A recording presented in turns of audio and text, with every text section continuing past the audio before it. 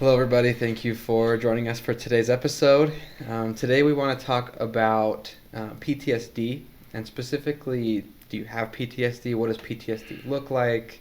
It's another one of those terms that I think gets thrown around a lot, kind of casually, which is what it is.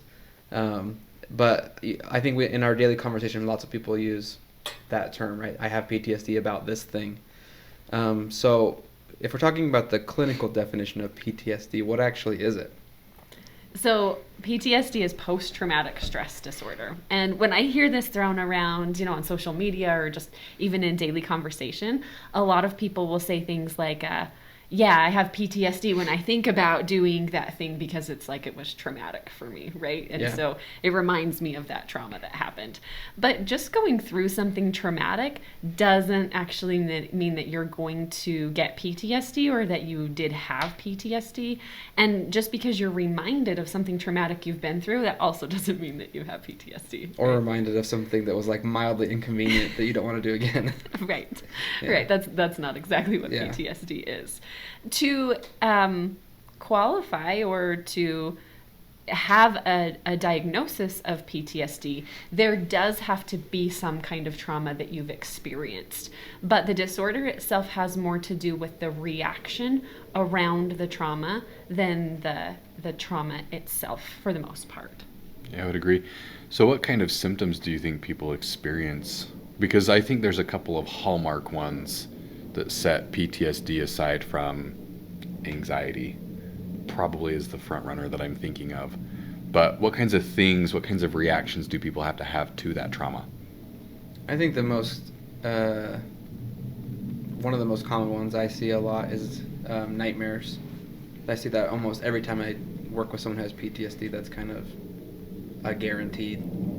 Yeah. In like the diagnostic criteria, there has to be some amount of re-experiencing, which means that not only have you been through the trauma, but you're re-experiencing it in some way. So whether that's through nightmares or flashbacks. So again, flashbacks, that's not when you just are sitting and thinking about the trauma and you're like, oh, I remember that happening. That's just a memory. That's not a flashback. A flashback is when you suddenly feel like you're back in that spot again, right? You feel like it's happening all over. You're re-experiencing, not just remembering, you're re-experiencing it. And that's really great because those are the two to me that stand out, that differentiate. Because a lot of times you'll get that the nervous system gets really, the term I think is hyperarousal, depending on what kind of training you're talking about, right? Or you could go hypoarousal and you numb or you space out, blank, whatever. But I feel like the big two differences is the nightmares and flashbacks. Avoidance of specific situations can be, but that can also happen with anxiety too. So that's kind of why you need that nightmare flashback criteria to be there. Something re-experiencing. Mm-hmm. You bring up an important point though, because the other thing that I would say is that there has to be avoidance. Yeah. The avoidance is probably one of the biggest, to me, like you're saying, the thing you see most is flashbacks. The thing that I see most is, or that I think I recognize most maybe, is that avoidance of it, right? Like how do I not think about it? How do I get away from any reminder of it? How do I stay away from it? How do I not think about it? How do I not even sleep so that I don't have nightmares? It's the avoidance of anything that reminds you of the trauma. And for there to be a PTSD diagnosis, there has to be avoidance. Yeah, and I think that's closely related to, well, that's why, like, we talked about the word triggers before, right? And I think that's strongly associated with PTSD because of that. That's what you're avoiding, right? You're avoiding any kind of trigger that's going to trigger that PTSD and those symptoms that you deal with because of that. Right. I'd throw out there too, now that I'm thinking about this, it wouldn't be surprising to me, I don't have the DSM memorized, right? But it wouldn't be surprising to me if... You're underselling yourself. It would be surprising to me if there was some wording in there about the lack of cognitive functioning. And I mean this in a way that's different than just poor concentration or a lack of focus. The limbic system takes over, right? So your body hijacks your brain, so your ability to problem solve, your ability to think through situations, it just like vanishes because you are on survival mode when you experience those triggers. And that might be a good way of looking at it that's different too. You might not even be aware of your surroundings because your body is literally in survival mode. You're literally re-experiencing, reliving whatever trauma it is that you've been through. So it's interesting because one of the trainings I'm doing suggested that a lot of times as mental health professionals, when we treat trauma, we're focusing on looking at the thought processes around the trauma and trying to adjust those. And the psychiatrist says that's completely whack because you need to focus on the limbic system so that you can then do the executive functioning stuff. So that's one thing that probably completely shuts down in trauma is your brain. So just pushing yourself through it and trying to reason through it is probably not going to be very effective. It's not going to work. Right? Yeah. I know we didn't talk about this before, so I'll put you guys on the spot a little bit. Do you know how prevalent is PTSD for people that have had like major trauma? This is a really good question I don't know the answer to. Yeah, I didn't look at the DSM before I jumped in here. Anybody We'll want to look have it to up? Don't worry, I got my phone. I'll look it up while you guys talk. The other thing that I think we were talking about before is that PTSD also requires a certain amount of time, right? Because I think for most people, right after a traumatic experience, there's going to be some symptoms and some fallout from that. Like I remember when I was younger, I had totaled my car in like a pretty serious accident, and then we were watching The Blind Side in my English class, and there's like a car accident in that movie, and like I watched it, and I got so sick to my stomach when that car crash happened. Did you? But that doesn't happen to me now, right? It was just very shortly after that, and so it wouldn't qualify for PTSD because it was within a week or two. Mm-hmm. And so I think that's another important criteria is the length of time that this has to be going on after the trauma, that these symptoms have to be present. Yeah, it's important to remember that there's a fair amount of normalcy that happens when you experience lots of events that it's hard to get out of your mind. You replay it, you think through it. Lots of clients are like, oh, I just overanalyze everything. And that's like very, very normal. The specific criteria you're talking about is acute stress disorder. And if you're having PTSD symptoms for less than a month, then it's acute stress disorder. Anything above that 30-day period, we then diagnose PTSD. Yeah, that was very much my case. Was it? Yep. Yeah. Because going forward from that, I can't think of that happening to me again. Yeah. So I got a second to look this up for us. So it looks like approximately 70% of the world's population has been exposed to a traumatic life event. And out of, so that's 70%, but somewhere between 6 to 8%, depending on which statistic I'm looking at, about 6 to 8% of people will get PTSD. Okay. Right?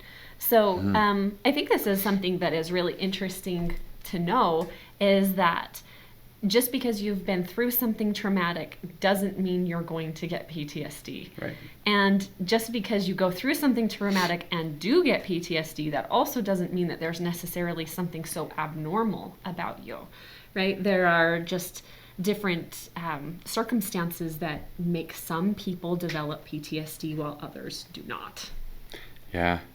And that's probably something we should focus on a little bit is learning more about these qualities of resiliency, because you're right, there's people that I meet with that when they share their story, they can do it while staying within that window of tolerance. I'm like, had I experienced that, there's no way I could talk about the story as if I were a bystander. I'd probably be back in it. You know what I mean? So it is interesting to note that not everybody who experiences a traumatic event becomes diagnosed with PTSD. Right. And I think that sometimes this is a difficult thing for people because you may even go through a traumatic experience with somebody else and one person may develop PTSD and the other person may not. And, I've looked into a lot of the research about this, and in all honesty, researchers are not sure why exactly this happens, why some people develop PTSD and why some people don't. And so I think that it's something we have to be careful if we are the person who develops PTSD, we can't just beat ourselves up about that and say that there's something so wrong with us, right? For whatever reason, that trauma may sit differently in our body than it does in someone else's. Okay, so let me throw this at you because this is something I contemplate a lot. What about, or how do you differentiate like a PTSD from like a chronic trauma?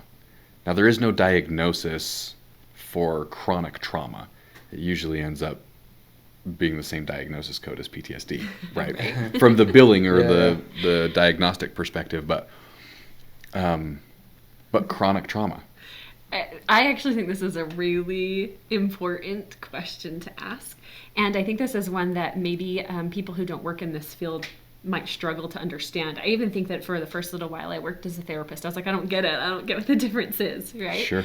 But when throughout your life or throughout your early childhood, you were consistently exposed to a chaotic and unpredictable environment, your body learns to live in a state of trauma, hyperarousal, hypoarousal, and you may just alternate between the two. And so the way that your nervous system and brain learns how to get through life, learns how to survive, is by staying in one of those two states, right? So you don't really get to this point of like felt safety. This is chronic, long-term trauma. Your body is constantly in this state of having to figure out how to survive. On the other hand, sometimes we talk about things like PTSD and we talk about like a single event trauma, right? Hey, I had a pretty like consistent and predictable life. Sure, there was a thing here or there that was difficult, but then I got in this big car accident and that was really traumatic for me and I started having all of these flashbacks, kind of a thing, right? That would be like a single event trauma as opposed to chronic long-term developmental trauma. Yeah, it almost takes me back to the idea of I used to work in a school system back in the days, and I remember talking with a kid. I was not a therapist at the time, but talking with I think a school counselor who had told me that such and such kid woke up in the middle of the night to police all around. And you just imagine what life would be like even in the absence of police, right? Maybe there's domestic violence, maybe there's substance use, maybe there's frequent yelling and arguing, and when that becomes the norm, you're in that hypoarousal. Interesting. Okay, good way of explaining it. Kind of related to that, I think also some terms I get heard thrown around as well are like big T and little T trauma. So what's the difference? What's a big T trauma? What's a little T trauma? I think that's, again, good question. Big T trauma are some of those things that would make the list of like, if people have heard of ACEs before, like adverse childhood experiences. And granted, like I think some of those traumatic events don't even necessarily happen in childhood. But things like abuse, physical abuse, sexual abuse, witnessing somebody who was really injured or even died, right? Some of those things are those like big T traumas. Josh, what else am I forgetting? It's interesting because I think you can find big T traumas in just about car accident. You can be driving down the highway or just a local road, and if it's a yucky accident, that could be it. So it's weird because it's like anything can be a big T. I always think of the word obviously. I don't know why I have that associated, but it's like anything that's obviously traumatic would be a big T traumatic. Like you could see that and be like, okay, yeah, that's going to be traumatic. Yeah. Maybe something way outside the norm. Yeah. Like I was driving down the road. This has got to have been, I don't know, maybe 2 years ago, year and a half. And I was on the freeway and I heard this really weird noise, and the other side of the freeway, oncoming traffic, I watched a car roll. Now, there's nothing I can do. I'm going 75 miles an hour. There's a big old concrete barrier, right? And the car landed up straight. But that can become a big T traumatic event for somebody, even though, like, it wasn't me. I witnessed it, kind of thing, you know? But obviously, a car rolling is not something a car should be doing. Sure. So obviously that could fit that criteria. Yeah. Right. I like the way you thought about that. I like That's that good. word too. I don't know why that's why I associated it in my head, but I feel like I read it somewhere. So little T trauma. Yeah, what would you say little T trauma is? I kind of think of little T trauma as a lot like the chronic things, right? It's not things that aren't necessarily obviously traumatic, but are traumatic in the sense that maybe they last for a really long time, or maybe they're like really pervasive in your life. Like I kind of think of maybe like the yelling parents and the fighting parents, right? Maybe fighting parents isn't obviously traumatic, but over time, if those yelling parents lead to lots of contention and like even potentially maybe a lot of invalidation for you as a kid or not getting enough attention, right? Over time, that kind of adds up into a traumatic experience, even though it wasn't one singular big T trauma. That's my understanding. Do you guys have what's your thoughts? Yeah, I would agree. You know, I thought that it was interesting thinking about this because I once worked with a kid who was having all of these like trauma responses. And if I looked back to what trauma they had been through, it was moving, right? And in like all of us move at some point in our lives. You wouldn't think of that as being something that was necessarily traumatic. But for this fourth grader, she had moved 10 times in 1 year. Ooh. 10 different schools, 10 different first days living and friends places. and, yeah, right? And so moving itself isn't inherently traumatic. I wouldn't say that's like a big T trauma, right? It is a stressful. It's like one of the top 10 most stressful things that we do in our lives is move. But over and over and over again in the space of a year, that would become something that is traumatic. So again, the event itself, I would say, is like only mildly traumatic, but over and over again, the repetition of it can become one of those traumas that our body starts to have that response, even though it's maybe like a little T trauma as opposed to a big T trauma. But that much frequency in that short of time can be a lot. Right. Yeah, I like that. Me too. Good explanation. Well, anything else you guys want to add before we close this one out? You know, I just would say that PTSD is like one of my very, very favorite things to treat. I don't know if that's weird or not, whatever, but it's just one of my very favorite things to treat, one of my very favorite topics. And I think that often people struggle to come into therapy because of the avoidance piece, right? Like we just hope it's going to go away. We hope that if we ignore it for long enough that it will get better on its own, that we can just talk ourselves into not caring about it. And I would say that though that kind of thinking makes PTSD so much worse, right? Yeah. Get into therapy, come in, face the things, address them, because your life can get so much better. And this is one of those disorders that I don't, and maybe like if you guys have different experiences, I'm open to that, but I don't see this specific disorder as staying stagnant. You're either getting better or you're getting worse. Your nervous system is either headed in one direction or kind of headed in the other direction. And so I would say, if this is something that you think you might meet criteria for, get into a therapist, get into a doctor, get some help, because this is something that really can get a lot better with treatment.